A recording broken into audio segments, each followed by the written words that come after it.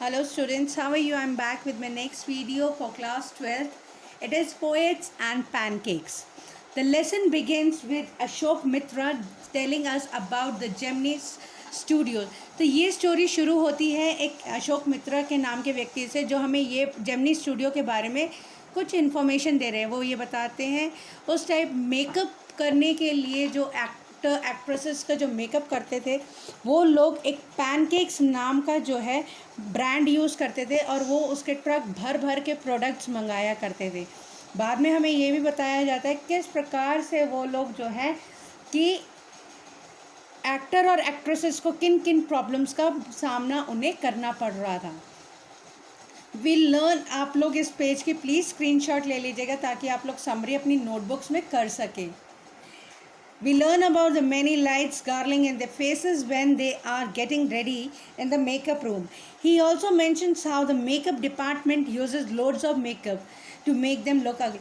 तो साथ ही साथ हमें ये भी बताते हैं कि जब उनका मेकअप होता था तब तो वो बहुत सुंदर लगते थे, फेस चमक मारते थे और कई बारी जो है उससे भी ज़्यादा मेकअप तब लगता था जब उन्हें किसी फिल्म के लिए बदसूरत लगना होता था, यानी कि अगली लग रहा होता था।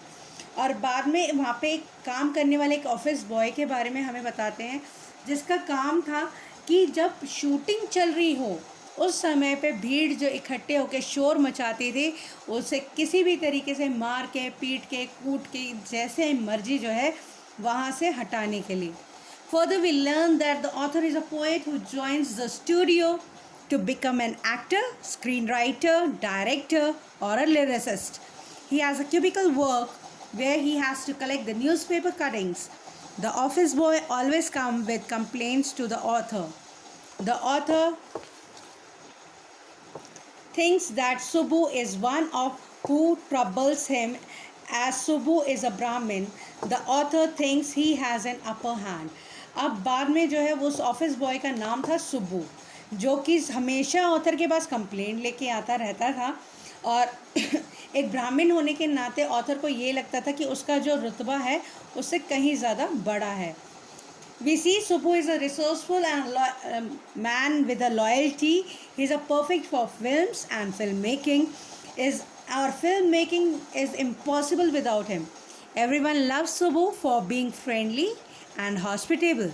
Along with many others, Subbu does poetry. He works for the story department and also has a lawyer.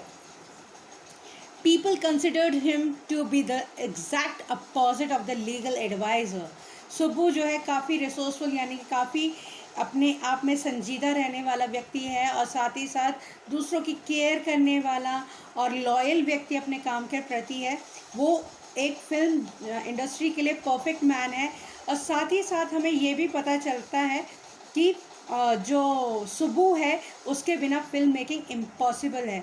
उसे पोएम कर मतलब पोइट्री का भी काफ़ी हद तक शौक़ है और उसके पास एक लॉयर भी है और लोग कहते हैं वो एक लीगल एडवाइज़र का जस्ट अपोजिट है। मतलब उसका और लीगल एडवाइज़र का अगर हम दूसरी भाषा में कहें तो 36 का आंकड़ा है। He is a logical man with a neutral mindset in a group where there are only dreamers. After that, we learn how the Gemini Studios opportunity to host the Moral Rearmament Party. They are a group of international performers and named Moral Rearmament Army. While they did not have very complex plots of messages, their sets and costumes were almost perfect. तो वो सुब्बू जो है काफ़ी एक logical आदमी है, उसका mind already set रहता है कि क्या उसे करना है क्या नहीं करना है। वहाँ पे जो है ड्रीमर्स भी हैं उसके ग्रुप में, यानी कि जो सपने देखते हैं बड़ा बनने के लिए। और अब जेमिनी स्टूडियो को एक अपॉर्चुनिटी मिली कि वो मॉरल रियरमेंट आर्मी का जो है स्वागत करें वहाँ पे। ये एक इंटरनेशनल डांस ट्रूप कंपनी है जिनके मतलब हो कॉम्प्लेक्स मतलब प्लॉट वगैरह जो भी उनका जो कहते हैं ना बेस जो था प्रोग्राम का वो इतना मजबूत तो नहीं होता था, लेकिन हाँ उनके जो कॉस्ट्यूम्स वगैरह होती थी वो बड़ी परफेक्ट होती थी। Further, another guest, Stephen Surrender, makes a visit to Gemini Studios. He is not that famous and many people not even heard of him.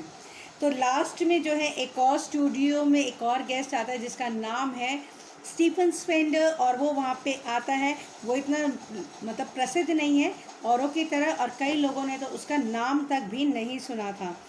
Author भी उसे नहीं जानता था, लेकिन बाद में जब उसने एक बुक में उसका नाम पता वगैरह पढ़ा, तब उसे याद आया कि हाँ, ये व्यक्ति जो है हमारे स्टूडियो में आया हुआ है।